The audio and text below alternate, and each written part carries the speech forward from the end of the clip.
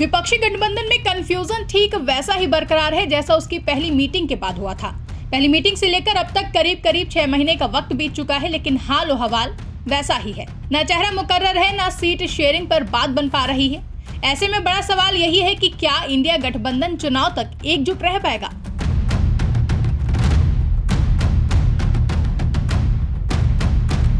एक तरफ बीजेपी आत्मविश्वास से लबरेज होकर चुनाव की तैयारियों को फाइनल टच दे रही है। प्रत्याशियों पर मंथन चल रहा है। पीएम फेस के तौर पर उनके पास एक सशक्त चेहरा भी है।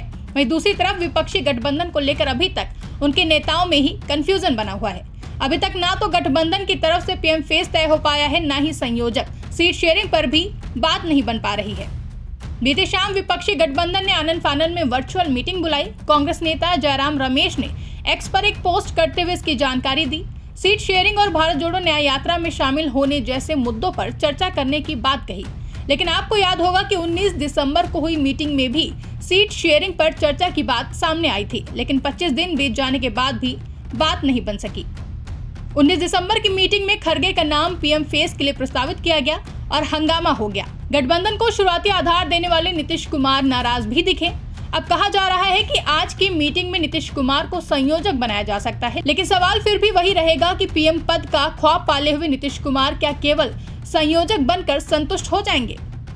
सीट शेयरिंग की बात करें तो बंगाल से बिहार और यूपी से महाराष्ट्र तक इसको लेकर हंगामा मचा हुआ है। पार्टियों के बीच अभी तक यही तय नहीं हो पाया है कि कौन कितनी सीटों पर चुनाव लड़ेगा।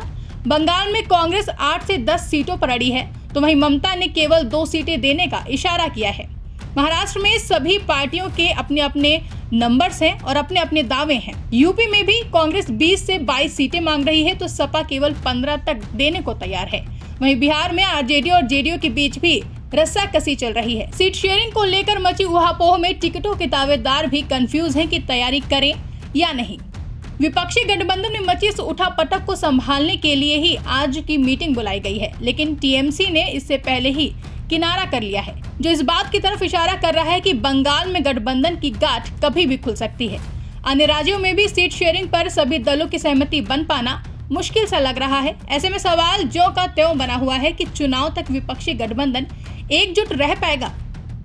ब्यूरो रिपोर्ट, इंडिया पब्लिक खबर। फिलहाल के लिए इस खबर में बस इतना ही। देश और दुनिया की ऐसी ही तमाम बड़ी अपडेट्स के लिए बने रहे इंडिया पब्लिक खबर के साथ और हमारे YouTube चैनल को सब्सक्राइब करना ना भूलें।